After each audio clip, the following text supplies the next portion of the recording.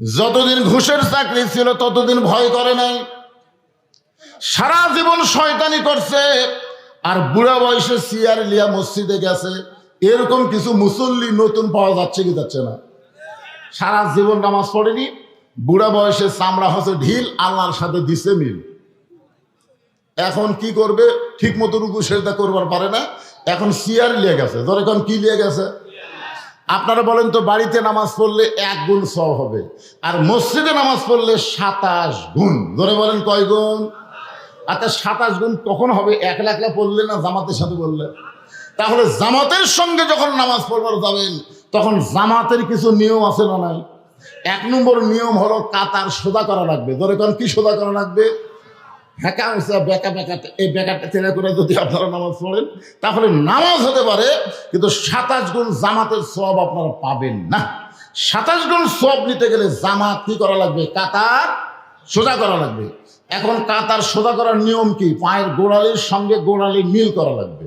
যেই ব্যক্তি চেয়ারে বসে নামাজ পড়তেছে, আপনারা বলেন তো এর পায়ের গোড়ালি কুটি গেছে?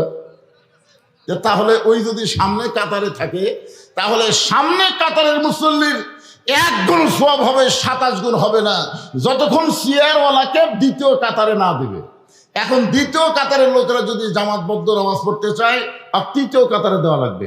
তৃতীয় কাতার যদি জামাতবদ্ধ নামাজ পড়তে চায় তাহলে চতুর্থ কাতারে দেওয়া লাগবে। চতুর্থ কাতারে যদি জামাত করে নামাজ পড়তে চায় তাহলে সিয়ারও দেওয়া লাগবে 5ম কাতারে। 5ম কাতার যদি জামাতবদ্ধ নামাজ পড়বার চায়, তাকায় দেখতেন মসজিদে আর কোনো কাতারই নেই, তখন আর বার করে বারান্দার দেওয়া লাগবে। ধরে কোথায় দেওয়া লাগবে? কারণ কোনো সিয়ারওয়ালাকে নিয়ে কাতার সোজা করা যাবে না। আপনি খুঁজলে দেখেন এই লোকটা যৌবন বয়সে নামাজ পড়েনি, বুড়া বয়সে যারা আমরা সব বেশি পাবো তাদের ক্ষতি করতেছে। ধরে কার কথা ঠিক কিনা? এই জন্য আল্লাহ বলতেছেন হাক্কা তুকাতিহি, সবসময় ভয় তো হবে না। এই যুবক যারা এই যুবক বয়সে যদি তোমরা 5 ওয়াক্ত নামাজি হও, যুবক বয়সে তোমরা যদি ভালো হও, তোমরা জানো ভালো হওয়ার 1 নম্বর ওষুধের নাম হলো নামাজ। জোরে বলেন নাম কি?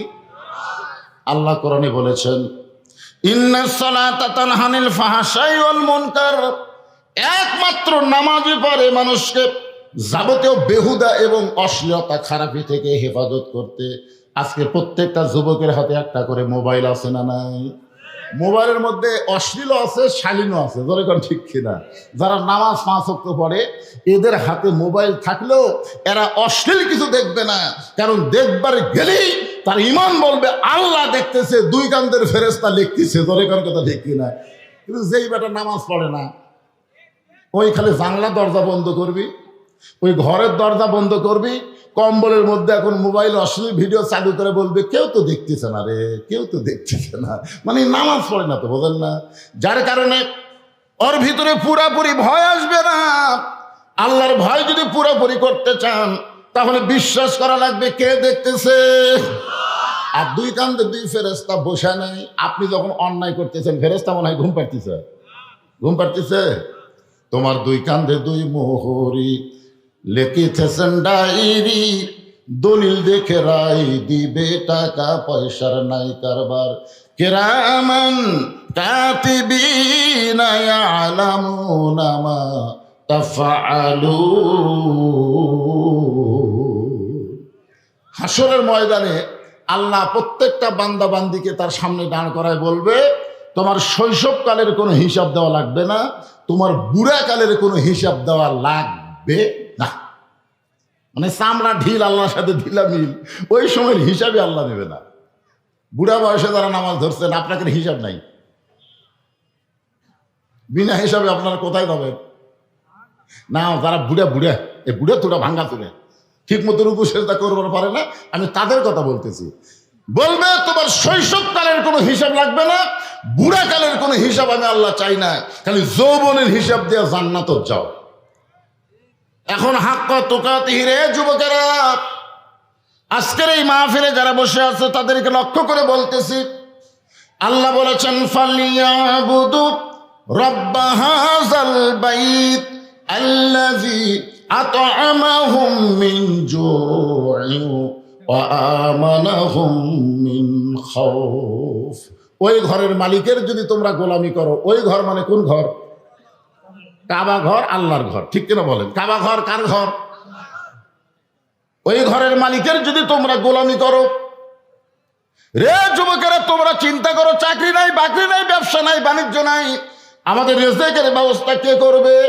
আল্লাহ বলেছেন ওই ঘরের মালিকের যদি তোমরা গোলামি করো, আমি আল্লাহ তোমাদের রিজেকের কোনো পেরেশানি রাখবো না। যৌবন বয়সে যদি আল্লাহ রিজেকের পেরেশানি দূর করে দেয়, বলেন তো তার আর কোনো টেনশন আছে? এরপর আল্লাহ বলতেছেন ও আমানাহুম মিন খাউফ, যাবতীয় ভয় ভীতি থেকে আল্লাহ পুরোপুরি নিরাপত্তা দিয়ে দিবে। সুবহানাল্লাহ বলেন। তাই যুবকদের লক্ষ্য করে বলতেছি, হাক্কা তুকাতিহি, এই মুত্তাকির ডিগ্রি যদি অর্জন করতে চাও, তাহলে কেবলমাত্র আল্লাহকে ভয় করতে হবে। আল্লাহকে ভয় করার যে পরিবেশটা, এটা বর্তমানে আমাদের বাংলাদেশে আছে। আপনি মসজিদের সামনে কাতারে নামাজ পড়বেন, আলহামদুলিল্লাহ, জোহরের নামাজ, নিয়ত ভালো তো, কিন্তু আপনার বাড়ি থেকে মসজিদ হলো 200 গজ দূরে, প্রত্যেকটা কদমে কদমে আপনি সওয়াব পাবেন। সুবহানাল্লাহ বলেন না কেন? মসজিদ থেকে যার বাড়ি যত দূরে তার সওয়াব তত বেশি, কারণ এদের হাঁটে হাঁটে আসতেছে, এই হাঁটার বিনিময়ে প্রত্যেক কদমে কদমে আল্লাহ তাকে আলাদা সওয়াব দিবে। তাহলে দূরে থেকে আসা ভালো না খারাপ? ভালো। কিন্তু সমস্যা হলো দুইটা বেপরদা নারী ওই 200 গজের মধ্যে ঘুরতেছে। দুইটা বেপরদা নারী, এরকম বেপরদা নারী আছে না নাই? দুইটা বেপরদা নারী এই 200 গজ রাস্তার মধ্যে ঘুরতেছে। আপনি দেখবার চাননি, কিন্তু হঠাৎ চোখত পড়ছে, দেখবার চাই না। অনেক মানুষ কিন্তু মোটরসাইকেল চালায়, চোখের মধ্যে মশা মাসি কোনোদিন ফালাবার চায়? যারা মোটরসাইকেল চালায় তারা কি চায় যে একটা মশা আসে আমার চোখত পড়ুক? চাই না তো, কিন্তু হঠাৎ যদি পড়া হয় তাহলে আপনি কি করবেন? দেখো তো ভাই, আমার চোখের মধ্যে মশা পড়ছে, ভাই পোকা পড়ছে, তুলে দাও তো। তখন একজন নরম কাপড় দেয়, এটা তুলে দিবে। কিন্তু দুইটা বেপরদা নারী যদি 2 চোখত পড়ে, আপনি যদি কাউকে বলেন ভাই অমুকের বউ আমার চোখত পড়ছে, একটু তুলে দাও তো, তখন বলবে দেখি তো ভাই, চোখ খুলে দেখবে, দেখা তো ভাই, না আমি তো দেখবার ভাই। মানে চোখত পড়া মাত্র এ জায়গাতে একটা মেমোরি আছে, লোড হয়ে গেছে। এখন এই লোকটা নাউজুবিল্লাহ সুবহানাল্লাহ আলহামদুলিল্লাহ পড়তে পড়তে মসজিদের সামনে কাতারে গিয়ে নিয়ত করছে, ইলা জিহাতিল কাবাতি শরীফাতে, আল্লাহু আকবার। মুখ আছে কাবার দিকে, চোখ আছে সিজদার দিকে, আর মন বলতেছে রাস্তা কি দেখলাম রে। এখন আপনারা বলেন, মসজিদ থেকে বাড়ি, বাড়ি থেকে মসজিদ পর্যন্ত যে রাস্তাটা আছে, এই রাস্তা যদি আপনি নিরাপদ রাস্তা করতে চান, নিরাপদ রাস্তা করতে গেলে আল্লাহর কোরআনের আইন হলো অকরনা ফি বুয়ুতিকুন্না ওয়ালা তাবাররুজনা তাবাররুজাল জাহিলিয়াতিল উলা। আল্লাহু আকবার। আপনারা বলেন তো কোরআনী আইন আছে না নাই? আমার মা বোনেরা যারা পর্দার অন্তরে বসে আছেন, আজকের মাহফিল কমিটি লক্ষ্য করেছে অনেক মেয়ের আসবে, আর মেয়েদের জন্য পর্দার ব্যবস্থা করা লাগবে। তারা পর্দার ব্যবস্থা কেন করছে? কেন করছে? এটা কিসের মাহফিল? এটা যদি গান বাজনা হতো, আপনার বলেন তো মেয়েদেরকে পর্দা করা লাগতো, এক সাইডে পুরুষ এক সাইডে নারী, ঠিক কিনা বলেন? কিন্তু যখনই শুনছে এটা কোরআনের মাহফিল, তখন মাহফিল কমিটি চিন্তা করতেছে না, মেয়েরা আসবে, তাদেরকে পর্দার মধ্যে রাখা লাগবে। শুধুমাত্র কোরআনের মাহফিলের কারণে মেয়েদের জন্য যদি পর্দার ব্যবস্থা হয়, আল্লাহর কোরআনের সমাজ চালু হলে বাংলার মুসলমান বুঝতে পারবে আসলে পর্দা কারে কয়। ধরে করার কথা ঠিক কি না? শুধু মাহফিল করতেছেন তারই জন্যই পর্দার ব্যবস্থা। তাহলে যেই কোরআনের আইন চালু হলে তখন মূলত পর্দাটা কি, এটা বাংলার মুসলমান বুঝতে পারবে। আমার মায়েরা যারা পর্দায় থাকতে চান না, আপনি পর্দায় থাকলে আপনার কতটুকু লাভ হবে, ছোট্ট একটা ঘটনার মাধ্যমে আপনাদেরকে আমি শোনাবার চাই। গভীর রাত্রে আল্লাহ নবীর ঘুম ভাঙে গেছে। ঘুম ভাঙার কারণ হলো খাদিজাতুল কুবরা। নবীর ডান হাতখানা বুকের মধ্যে নিয়ে ফোপায় ফোপায় কাঁদতেছে। রাসূল বলে, খাদিজা, দুনিয়ার সবাই ঘুম পাড়ে, আমিও ঘুম পাড়ি, অথচ তুমি আমার হাতটা বুকের মধ্যে নিয়ে এমন করে কেন কাঁদতেছ? খাদিজা বলে, ইয়া রাসূলুল্লাহ, আমার 64 বছর বয়স চলতেছে, যে কোনো সময় আমার মৃত্যু হবে। আল্লাহ রাসূল বললেন, আমার 49 চলতেছে। নবী তখন কয় বছর? 49। তো আপনার মৃত্যু হবে, আমার হবে না? খাদিজা বলতেছে, মানুষের বয়স যখন একটু বেশি হয় তখন মানুষের মধ্যে মৃত্যুর চিন্তা একটু বেশি হয়। জোরে কোন ঠিক কিনা? কিন্তু আমরা বুড়ারা মরার এত চিন্তা করি, আমরা মরতেছি না ভাইরে। আমার আশেপাশে যত যুবক এরাই মরতেছে। আপনাকে এলাকার খবর কি? গ্রামের মধ্যে এত বুড়া থাকতে আফরাইল যুবক গিলে চলে যাচ্ছে, বুড়ার মরা হচ্ছে না। কিন্তু একটা যুবক আর একটা বৃদ্ধ, এই দুইটার মধ্যে কিন্তু যার বয়স বেশি তার কিন্তু মরার আবার চিন্তাও বেশি। তোর এখন কথা ঠিক কিনা? মানে আমাকে এত চিন্তা, একটা আয়নাতে দেখবেন, একটা আয়নাতে দেখবেন, এই আয়নায় বলে দিকে বুড়া তো না চুল টুল সবই লাগিয়েছে। আমি আগে এইরকম 1 মিনিটের মধ্যে, কমপক্ষে 1 মিনিটের মধ্যে 10-15টা সুইয়ের মধ্যে সুতা লাগাবার পারতাম, এখানে এরকম ধরি ঢুকে দিই। এখন যদি সারাদিন আমার দেয়, হুজুর আপনি সারাদিন টাইম দিলাম, একটা সুইয়ের পাশার মধ্যে সুতা ঢুকা লাগবে, আমার কান্দা ছাড়া বুদ্ধি নেই। আগে আমি দৌড়া দৌড়া যাচ্ছিলাম, এখন আমি হাঁটতে ঠিক মতো পারি না। তাহলে আমার সব কিছুই আমাকে বলে দিচ্ছে তোর আর সময় নাই। জোরে কথা কর না কেন ভাইজান? কিন্তু একটা যুবককে তো এই কথা বলে দিচ্ছে না, তার শরীরের গতি সব কিছুতেই তাকে ওই মরার কথা ওর মনে আসতেছে না। এজন্যে আমরা যারা দাদা, আমরা যারা নানা, আমরা যারা বাপ, তাদের মৃত্যুর চিন্তা বেশি, কিন্তু নাতির চিন্তা নেই, ছেলের চিন্তা নেই। কিন্তু আজরাইল যে কখন কাক ধরবি এটা আমরা কেউ জানি।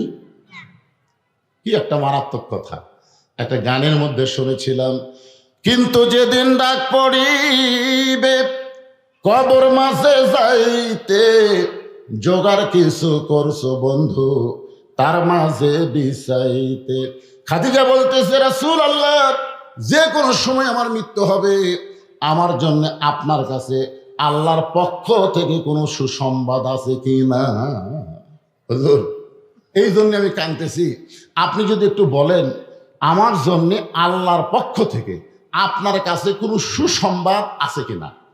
আপনার বলেন তো খাদিজা কে? আর সেই মহিলা নবীকে বলতেছে যে আল্লাহর পক্ষ থেকে আমার জন্য আপনার কাছে কোনো সুসংবাদ আছে কিনা। কারণ সব কিছুর সংবাদ এই দুনিয়াতে যিনি আগে জানি তিনি হচ্ছেন আমাদের নবী। জোরে কোন কথা ঠিক কিনা? হ্যাঁ, আল্লাহ রাসূল বললেন, খাদিজা এই দুনিয়াতে আমার সাহাবীদের মধ্যে আল্লাহ 10 জনকে জান্নাতের সার্টিফিকেট দান করেছে। তবে শুনে নাও খাদিজা, আমার সমস্ত সাহাবীরাই জান্নাতি। আল্লাহ রাসূলের যত সাহাবী আছে সমস্ত সাহাবীরা কি? রাদিয়াল্লাহু আনহুম ওয়া রাদু আন যালিকা লিমান খাশিয়া রাব্বা। যাদের নামের পিছনে রাদিয়াল্লাহু তাআলা আনহু আছে তাদের সকলকেই আল্লাহ বিনা হিসাবে জান্নাত দিয়ে দিবে। এই জন্যে সাহাবীদের কোনো ভুল ত্রুটি আমরা সাধারণ মানুষ কোনোদিন ধরবই না। ধরে কোন ঠিক কিনা? ধরলে সব শেষ।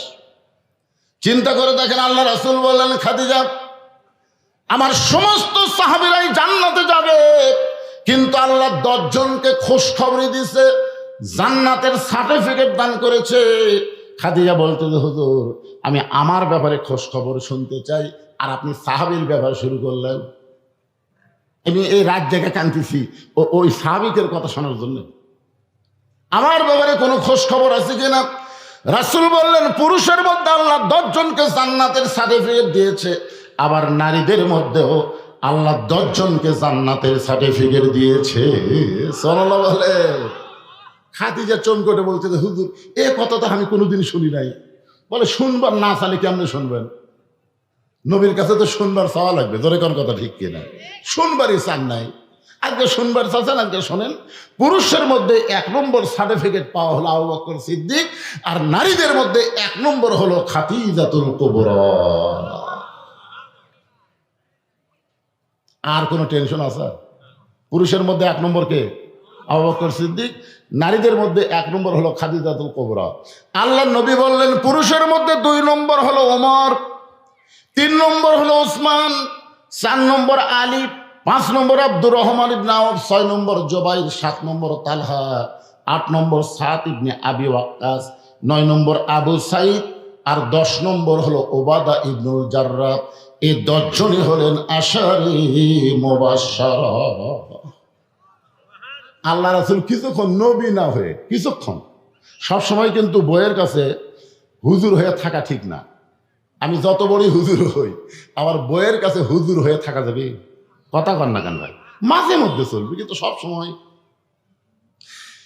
সঙ্গে সঙ্গে আল্লাহ নবী আর নবী নাই স্বামী হইয়া জিজ্ঞাসা করলেন খাদিজা, পুরুষের মধ্যে আল্লাহ 2 নম্বর সার্টিফিকেট দিয়েছে হযরত উমরকে, নারীদের মধ্যে 2 নম্বর কাকে দিলে ভালো হয়? আপনি হলেন 1 নম্বর, তাহলে 2 নম্বর কে হলে ভালো হয়? মানে স্বামী হয়ে বইয়ের কাছে শুনতে চাচ্ছে আল্লাহ নবী। খাদিজা বলতেছে, হুজুর আমার কাছে যখন শুনবার চাচ্ছেন, তাহলে নারীদের ব্যাপারে আমার তো কিছু জানা আছে, নারীরাই নারীদের ব্যাপারে ভালো জানে। এখন কথা ঠিক কি না? আমি যতটুকু জানি বুঝেছি, নারীদের মধ্যে আমার কলিজার টুকরা ফাতেমাকে আল্লাহ 2 নম্বর সার্টিফিকেট দিলেই ভালো হয়। পুরুষের মধ্যে 2 নম্বর হলো ওমর, আর নারীদের মধ্যে 2 নম্বর হয় ফাতেমা। আল্লাহ রাসূল বসে আছিলেন, এবার দাঁড়িয়ে বললেন, খাদিজা আমার মাধ্যমে আপনার পেট থেকে আল্লাহ 4টা মেয়ে দিছে। কয়টা? আপনারা নবীর 4টা মেয়ের নাম জানেন? একটা মেয়ের নাম হলো জয়নাব, যেখানে একটা মেয়ের নাম কি, আর একটা মেয়ের নাম হলো রোকেয়া, আর একটা মেয়ের নাম হলো কুলসুমা, আর একটা মেয়ের নাম সকলেই জানেন ফাতেমাতুজ জোহরা। আল্লাহ রাসূল বলেন, খাদিজা আমার মাধ্যমে আল্লাহ তাআলা আপনাকে 4টা মেয়ে দান করেছে, কিন্তু আপনি ফাতেমার কথা বললেন, অন্য 3টা মেয়ের কারো নাম তো বললেন না। খাদিজা মুস্কি মুস্কি হেসে নবীর কপালে একটা চুমা দিয়ে বলে, নবী গো আপনি হলেন বাবা, আপনি তো মা না। কারণ বাবা আনন্দে মাতিয়া সাগরে ভাসাইয়া সেই যে চইলা যায় খবর লয় না। মাজন ধরিয়া উদরে কত কষ্ট করে, 10 মাস পরে পায় প্রসবের বেদনা। এমন দরদি ভবে কেউ হবে না আমার মা, মা গো। খাদিজা বলতে, হুজুর আপনি তো বাবা, আপনি ওদের পেটের মধ্যে দিয়ে চলে গেছেন, আর আপনার কোনো খবর আছে? আপনার বলেন তো, একজন পুরুষ মানুষ একটা সন্তানের জন্য কি করে? মানে আনন্দে মাতিয়া সাগরে ভাসায় উদরে দিয়ে, আর কোনো খবর আছে? মাজন ধরিয়ায় উদরে কতই কষ্ট করে, 10 মাস পরে পায় প্রসবের বেদনা।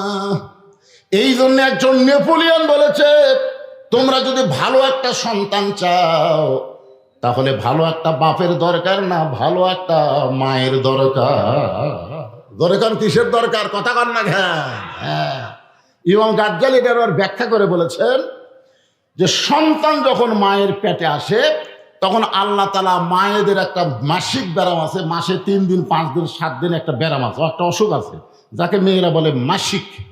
আপনারা বলেন তো, এই অসুখ যখন শুরু হয়, তখন মেয়েরা নামাজ পড়তে পারবে, রোজা রাখতে পারবে, কোরআন শরীফ পড়তে পারবে? হাত ধরে না, পারবে না।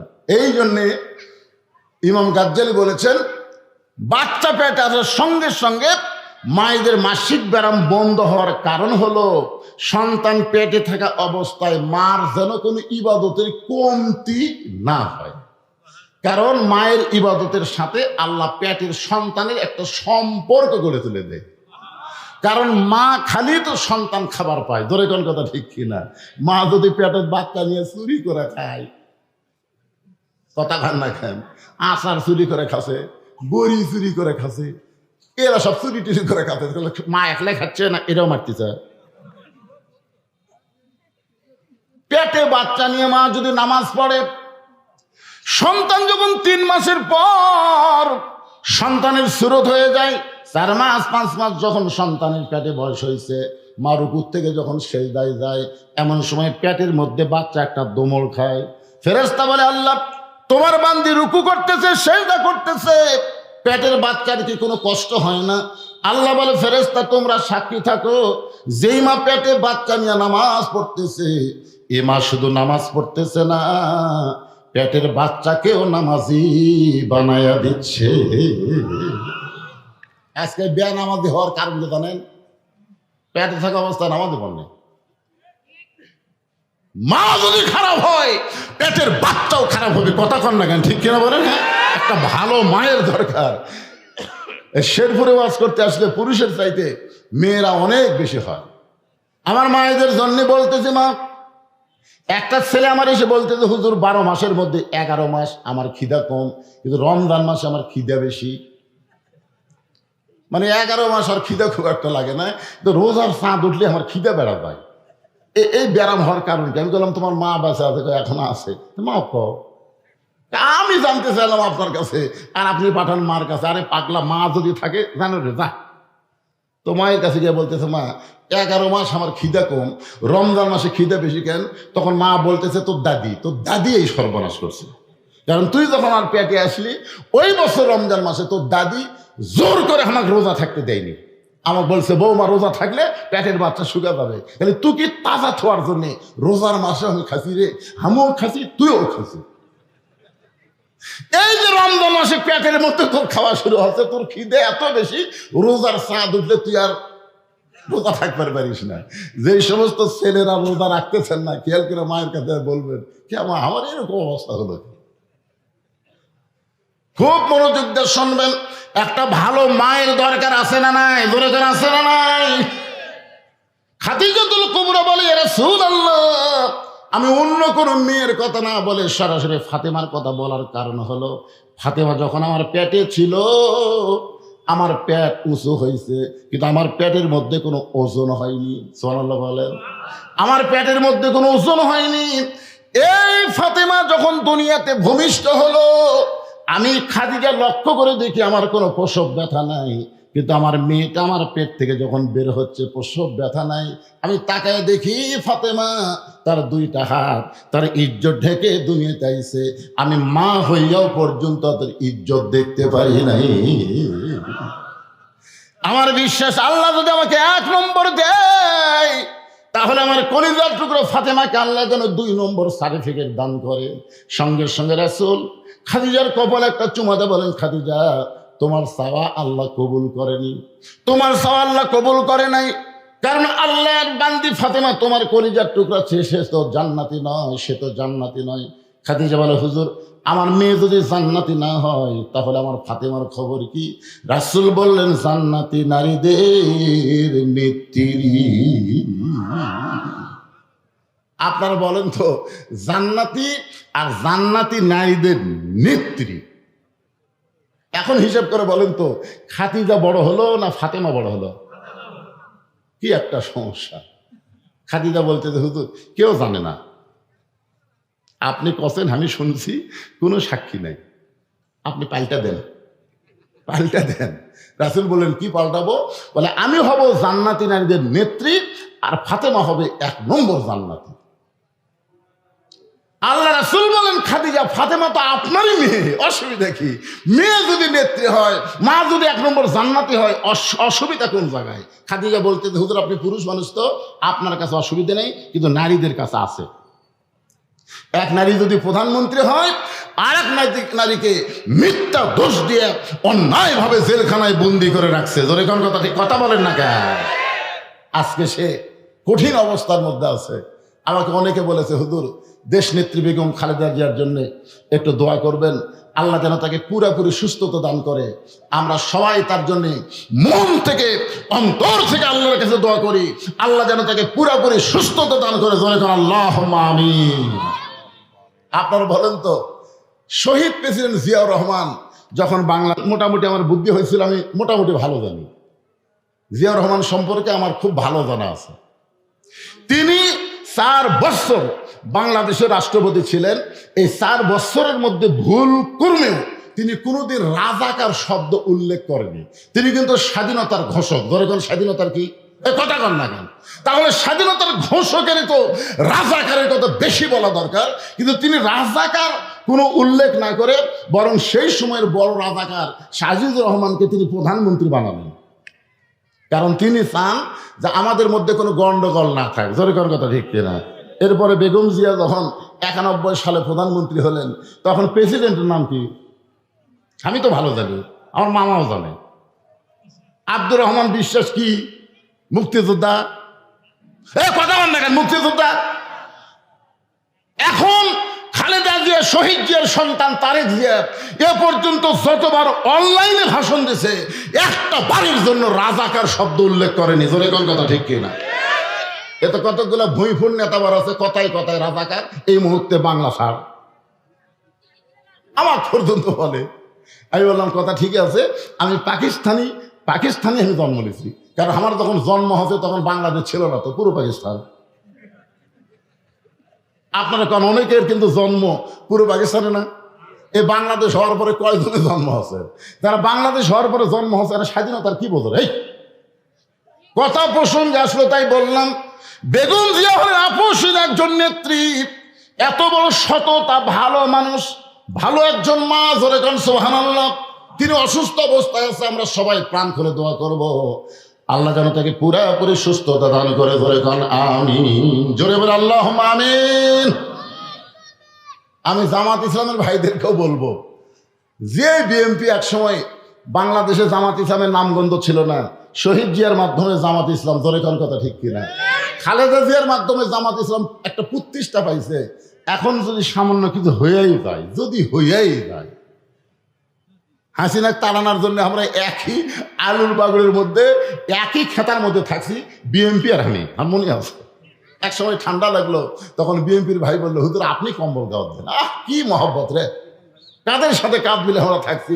হঠাৎ কি হলো, আমরা ভাই ভাই, আমরা যদি বিচ্ছিন্ন হয়ে যাই, যে কোনো মুহূর্তে হাসিনার মতন ফ্যাসিবাদী শক্তি আবার বাংলাদেশে ঢুকতে পারে, জোরে কান কথা ঠিক কিনা।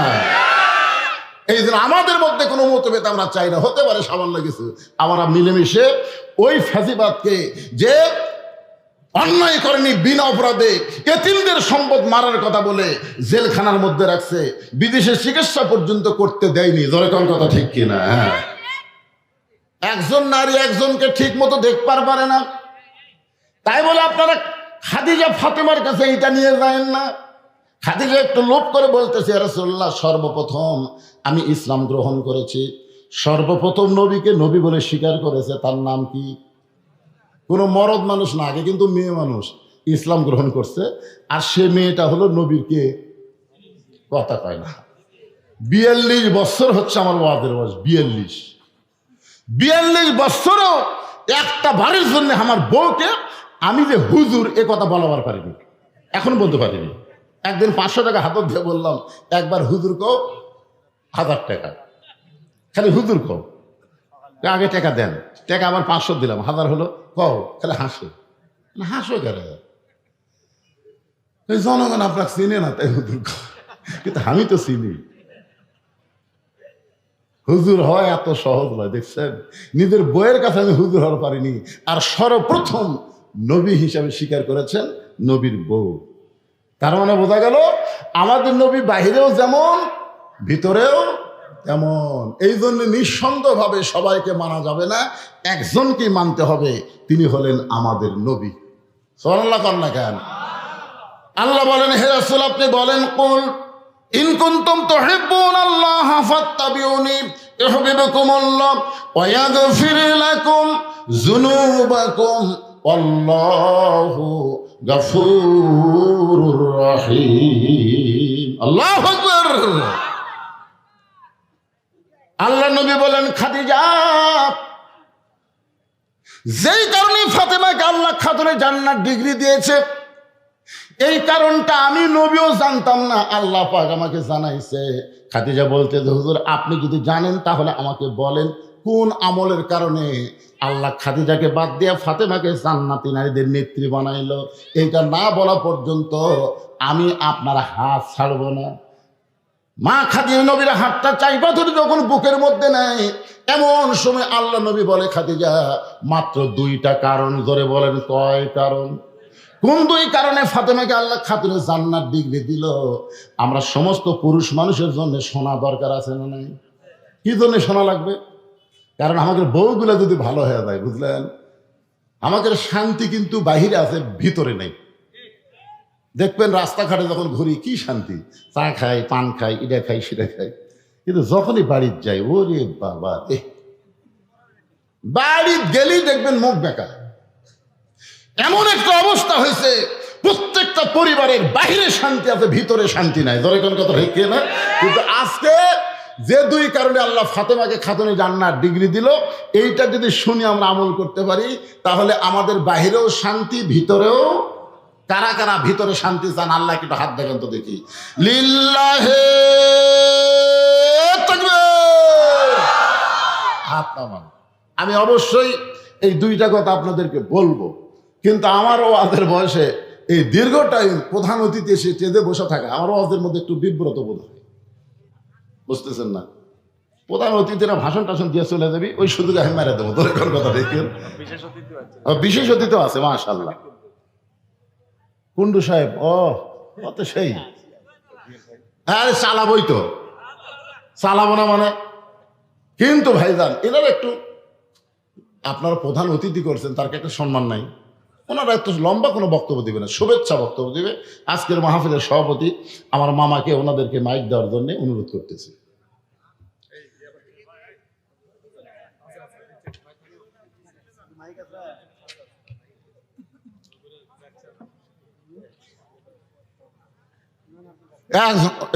টান দিছে রে।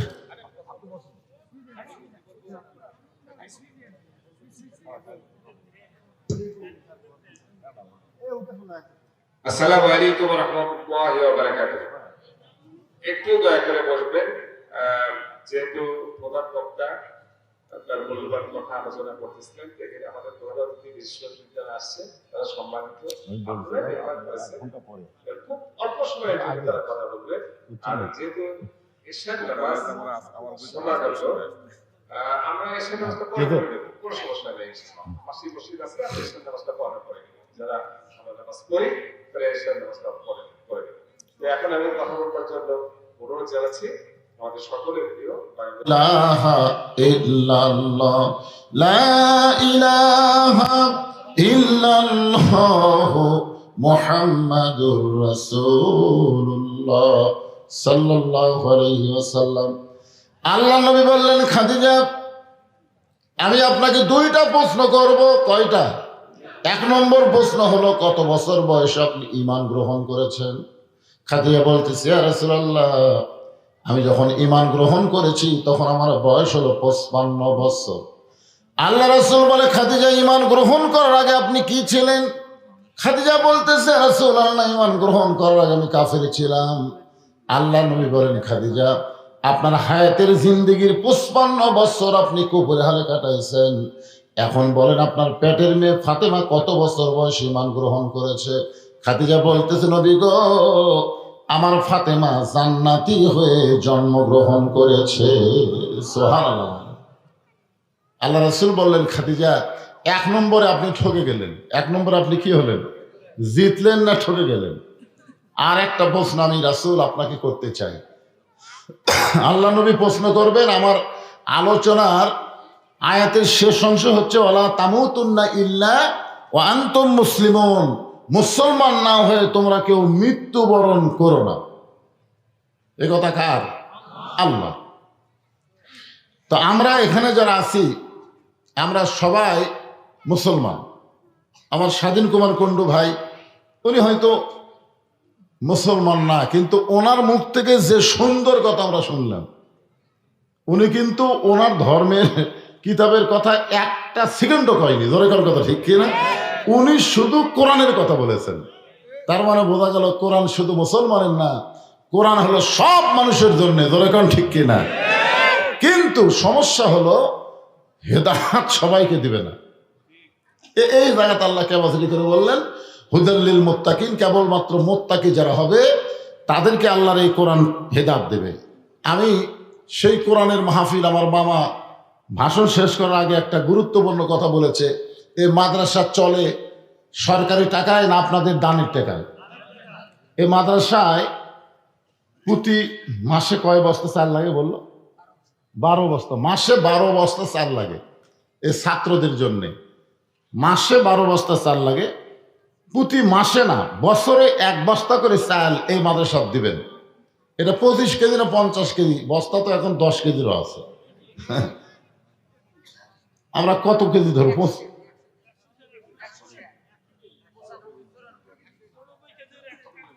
আচ্ছা, 1 বস্তা সমান 94 কেজি, 100 শের। সর্বপ্রথম প্রতি বছরে 1 বস্তা চাল দিবেন, বছরে একবার দিলেই হবে। এরকম করে আল্লাহর বান্দা আছেন যে হুজুর এই মাদ্রাসায় আমি খুশি মনে 1টা বস্তা চাল দেব। কি নাম? লিল্লাহি তাকবীর। আব্দুল সালাম নবীর ইতিমখানা মাদ্রাসায় বছরে 1 বস্তা চাল, ধরে বলেন মারহাবা। 2 নম্বর একজন আল্লাহর বান্দা বলেন যে হুজুর আমিও বছরে, সারা বছরে 1টা বস্তা চাল দিলে কি হবে? নিয়ত করেন। আপনি নিয়ত করেন সারা বছরে ডাক্তারের কাছে আপনার যাওয়া লাগবে না। সাদাকাতু তারুদ্দুল বালা, দান সদকা করলে বালা মুসিবত দূর হয়ে যাবে। ও অনেকে মিল মালিক আছে, তা আপনাদের ব্যবসার মধ্যে যেন আল্লাহ বরকত দেয়, এরকম আল্লাহর একজন বান্দা বলেন না হুজুর। মিল মালিকেরা কেন ওয়াজ শুনবার আইছে? ধনী লোকেরা তো এরকম খেরত বসে ওয়াজ শোনে না, বোঝেন না, ওদের মোশানে আলাদা। আর এখন ইউটিউবে ওয়াজ শোনে এরকম বসে, যেরকম আমার মিলন ভাই বললো, আমি আজকে প্রথম শুনলাম ওয়াজ শুনছে, বহু শুনছে, কিন্তু এইরকম সামনে বসে ওয়াজ শোনেন। হ্যাঁ, ইউটিউবে তো সবাই শুনতেছে, ইউটিউবে শোনার মজা আলাদা, শুয়ে থেকে শোনা ভাই, ঠিক কিনা বলেন? তো যারা ব্যবসায়ী, চালের ব্যবসায়ী, তারা কি এখানে আছেন? ভাই একটু হাত দেখান না কেন? আপনার ব্যবসার মধ্যে আল্লাহ বরকত দিয়ে দিবে। নবীর এতিম মাদ্রাসা একটা বস্তা, কি না? মাদ্রাসার সেক্রেটারি সাহেব এক বস্তা দিলে হবে? দেখছেন, এক চালায় 2 বস্তা হয়ে গেছে। লিল্লাহি তাকবীর। মাদ্রাসার সেক্রেটারি যদি 2 বস্তা দেয়, মাদ্রাসার সভাপতি মামা কয় বস্তা দিবে? লিল্লাহি তাকবীর। আজকের মাহফিলের সভাপতি, মাদ্রাসার সভাপতি 5 বস্তা চাউল ধরে বলেন মারহাবা। আমি গতকাল দেখার মাহফিল করছি, মাদ্রাসার টাইলস লাগান লাগবে, বুঝলেন? তাই বললাম ভাই 1 গাড়ি বালিকে দিবে? তো একজন বলতেছে আমি 2 গাড়ি দেব। আমি বললাম আমি চাইলাম 1 গাড়ি, আপনি দিবেন 2 গাড়ি। বলে ভ্যান গাড়ি হতো। তো এখানে বস্তা মানে 100 শেয়ারের বস্তা, সেটা কিন্তু মামা এটা খেয়াল করবেন। হ্যাঁ বলেন বলেন বলেন। মাশাআল্লাহ, রিপন বাবা যে আমার 1 বস্তা চাল করে বলেন মারহাবা। এই যারা দিবেন, খন্দকার টোলা, আল্লাহর ওলির মাদ্রাসা, সাহাব বন্দিগির নামে মাদ্রাসা, এই ওলির মাদ্রাসায় দিবেন না কোন জায়গা দিবেন? হাত তোলেন, হাত তোলেন। আপনারাই ভালো চিনবেন। গোলাম রব্বানি কে ভাই দিবেন? মাশাআল্লাহ, গোলাম রব্বানি ভাই আমার 1 বস্তা চাল ধরে বলেন মারহাবা। বলেন, আর একজন বলেন, বলেন আল্লাহর রাস্তায় বলেন। আর আমার মা বোনদের কাছে আপনারা বিশ্বস্ত লোক পাঠাবেন। আপনারা যদি মেয়েরা আদায় করে সমস্যা নাই, কিন্তু যদি মেয়েরা আদায় না করে তাহলে বিশ্বস্ত লোককে পাঠাবেন, সে যেন টাকা আদায় করে মাদ্রাসায় দেয়। মা বোনদের কাছে আদায় করা হবে। মা বোনেরা যায় যা পারবেন আল্লাহর রাস্তায় এই মাদ্রাসায় দান করবেন। এই মা বোনদের কাছে লোক পাঠাচ্ছেন? গেছে? হ্যাঁ, মায়েরা আল্লাহর রাস্তায় দান করবে। আপনাদের মধ্যেও মাদ্রাসার ছাত্ররা যাবে, রুমাল নিয়ে, ব্যাগ নিয়ে, যিনি যা পারবেন আল্লাহর রাস্তায় দান করবেন। 2টার মধ্যে একটা হয়ে গেছে, আর একটা আছে, আমি অবশ্যই বলবো ইনশাআল্লাহ। দেন নগদ। লিল্লাহি তাকবীর। মাদ্রাসার সেক্রেটারির বড় ছেলে নগদ 5000 টাকা। 5000 টাকা দিয়ে 1 বস্তা হবে? মোটা হবে। মাদ্রাসার ছেলে আবার কি খাবে? গরিব গুরবার ছেলে মোটা কি হবে? হবে ইনশাল্লাহ। 1 বস্তা চাল নগদ, যেরকম না হবে। দিছে? অজ্ঞাত একজন নগদে 5000 টাকা ধরে বলেন মারহাবা। আপনাদের মধ্যে এমন কোন আল্লাহর বান্দা আছে যে হুজুর আমার বাপ মা কবরে গেছে, বাপ মার রুহের মাগফিরাতে এই মাদ্রাসার ছাত্রকে একটা কোরআন শরীফ দিবার চাই, মাদ্রাসার এতিম বাচ্চাদের হাতে একটা কোরআন শরীফ দিবেন, এরকম কোন আল্লাহর বান্দা যদি থাকেন, আপনি 500 টাকা দিলে একটা কোরআন দানের সব আল্লাহ আপনার বাপ মার কবরে পৌঁছায় দেবে। এরকম কোন আল্লাহর বান্দা যদি থাকেন, হুজুর এই মাদ্রাসা একটা কোরআন শরীফ বাবদ 500 টাকা আমি দিবার চাই, নিয়ে আসেন কোরআন শরীফ বাবদ 500 টাকা। এরকম 100 জন আল্লাহর বান্দা যদি দেন, বুঝছেন, মাদ্রাসায় প্রায় 70-75 জন ছাত্র আছে ভাই, সবার হাতে একটা করে কোরআন শরীফ দেওয়া দরকার। আসে ছোট ছোট বাচ্চাদের জাগিরের ব্যবস্থা, যদি কেউ জাগির নেন তাহলে নাম লেখায় দেবে, হুজুর এই মাদ্রাসার একটা এতিমকে আমার বাড়িতে লালন পালন করতে চাই। অজ্ঞাত একজন 1000 টাকা নগদে করছে দান, আল্লাহ তার দান কবুল করেন। আল্লাহ নেক নিয়ত নেকাশা পড়া, আল্লাহুম্মা আমিন। দেন দেন, চাদরের মধ্যে সবাই দেন। শাহজামাল বিডিআর সাহেব 1 বস্তা চাউল দান করবে, আল্লাহ তার দান কবুল করেন। আল্লাহ নেক নিয়ত নেকাশা পড়া, আল্লাহুম্মা আমিন। কবুল। আপনারা ওঠা বসা শুরু করলেন কে? হ্যাঁ, দান চাইলে উঠবেন আর ওয়াজ করলে বসবেন। এই দান করা হলো আখিরাতের প্রতি বিশ্বাস করা। কিন্তু যেদিন ডাক পড়িবে কবর মাঝে যাইতে, জোগাড় কিছু করছো বন্ধু তার মাঝে বিছাইতে। জি আচ্ছা আচ্ছা, ঠিক আছে। আপনারা কিছু দিছেন তো ইনশাল্লাহ? আচ্ছা ঠিক আছে, দিবে দিবে, হয়ে যাবে ইনশাল্লাহ, কথা হয়ে গেছে। হ্যাঁ খোকা ভাই যা বলবে সেটাই করা হবে। খোকা ভাই আমাকে ইনশাল্লাহ, হ্যাঁ ইনশাল্লাহ দিবে। আল্লাহ নবী বললেন, খাদিজা আমার 2 নম্বর প্রশ্ন হলো, আপনার নাকের সাইজ কেমন, আপনার মুখের সাইজ কেমন, আপনার দাঁতের সাইজ কেমন। কোরআন শরীফ বাবদ 500 টাকা এগুলো রাখেন। লোক ছাপ্পা হয়ে যাচ্ছে, বুঝলেন, ওয়াজ শুনতে। আপনারা তো সারাদিন হাল খাতা করছেন, আমি এসে শুনলাম কি খবর, ওই 9 মন গোস্ত, 9 মন গরুর গোস্ত দিয়ে খাওয়ান দেওয়ার হয়েছে। আর কি হলো হাল খাতা রেজাল্ট কি আল্লাহ ভালো জানে।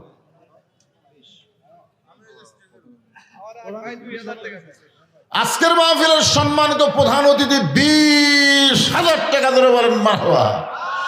আগেকার প্রধান অতিথি প্রত্যেকটা মাহফিলের নাম না দিলে মাহফিল করবার দিত না, ধরে কারণ ঠিক কিনা। এরকম একটা প্রধান অতিথি শেরপুর বাসা করে আসছিল, জানেন আপনারা, খালি বাকি আর লগত দিচ্ছ 5,000 করে, 5,000 করে লগত দিচ্ছে, আজকে 20,000 দিচ্ছে, বেড়ে গেছে ইনশাল্লাহ। আগামীতে ধানের শীত যদি আসা যায় তাহলে আরো 20-এর জায়গায় 50 হবে, নগদ, বাকি কোনো খাওয়া নেই। একজন বা নগদে 2,000 টাকা দান করেছে, নাম বলেন। রাসূল বললেন, খাদিজা আপনার দাঁতের সাইজ কেমন, আপনার মুখের সাইজ কেমন, আপনার দেহের চেহারা কেমন, আপনার গায়ের রং কেমন, এটা কি দুনিয়ার কোনো পুরুষ মানুষ বলতে পারে? স্বাধীন কুমার কুণ্ডু সাহেব 5,000 টাকা দান করেছে। সবাই বলেন আল্লাহুম্মা ইহদিনাস সিরাতাল মুস্তাকিম। আমিন। সভাপতি সাহেব নগদে, আজকের মাহফিলের সভাপতি 5 বস্তা চাল তো দিবেই, আবার নগদে 20,000 টাকা ধরে বলেন মারহাবা।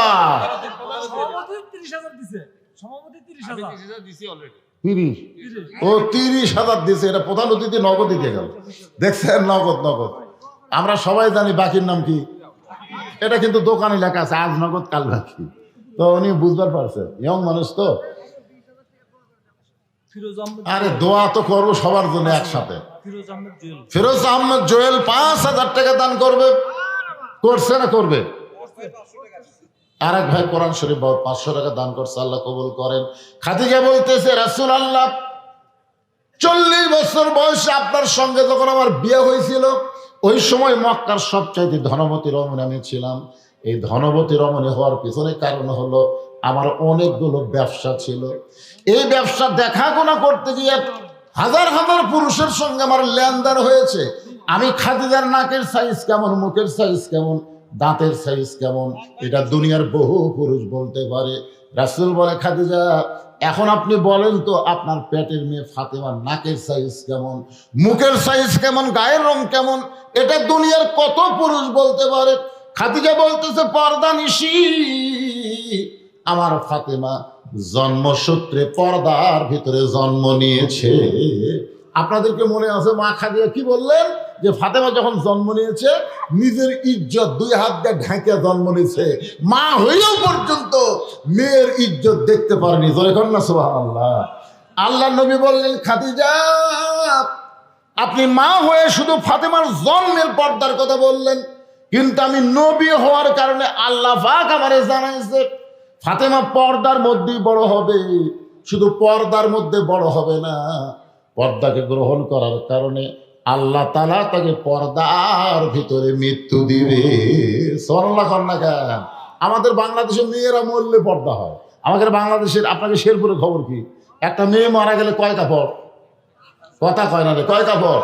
খালি 5টা কাপড় না, খাটনির যখন 5 কাপড় দেয় লাশ থাকে, তখন প্রত্যেকটা মানুষ করে লাশ দেখা জায়েজ নাই। মেয়েদের লাশ দেখা জায়েজ নাই না জেতা দেখা জায়েজ নাই? কোনটা জায়েজ নাই? ফতুয়া কখন হয়? মরার পরে লাশ দেখা জায়েজ নাই, চাদর দিয়ে ঢাক। একের খাটনি চাদর দিয়ে ঢাকা আছে। ফেরেশতারা ঘুরতেছে আর বলতেছে, আল্লাহ এই মেয়ে যখন জেতায় ছিল গোটা খন্দকাররা ঘুরিছে, তো মরার পরে 5 কাপড় দিয়ে খাটনি আবার চাদর দিয়ে ঢাকলো, কারণ কি? আল্লাহ বলে, ওই দেশের নাম বাংলাদেশ রে, ওই দেশের মেয়েরা বাঁচতে পর্দা করে না, মরার পরে করে। আপনার বন্ধু মরার পরে পর্দা করে কাম হবে? তাই আমার মায়েদের বলতেছে, মা শোনেন, ফাতেমা শুধু পর্দা গ্রহণ দুনিয়াতেই করে নাই, মৃত্যুর সময় পর্দার মধ্যে মৃত্যু হয়ে গেছে। রাতের অন্ধকারে তাকে দাফন করা হলো। দাফন করার সময় হযরত আলী আল্লাহকে বলেছে, আল্লাহ আমার ফাতেমার পর্দাকে কবুল করো। সঙ্গে সঙ্গে কয়েকটা নতুন কবর দেখতে পায়, কয়েকটা পুরাতন কবর দেখতে পায়। এইমাত্র ফাতেমার কবর দিয়েছে, সেই নতুন কবর নাই। আলী বিবি আশ্চর্য হয়ে বলে, আল্লাহ আমার ফাতেমার কবর।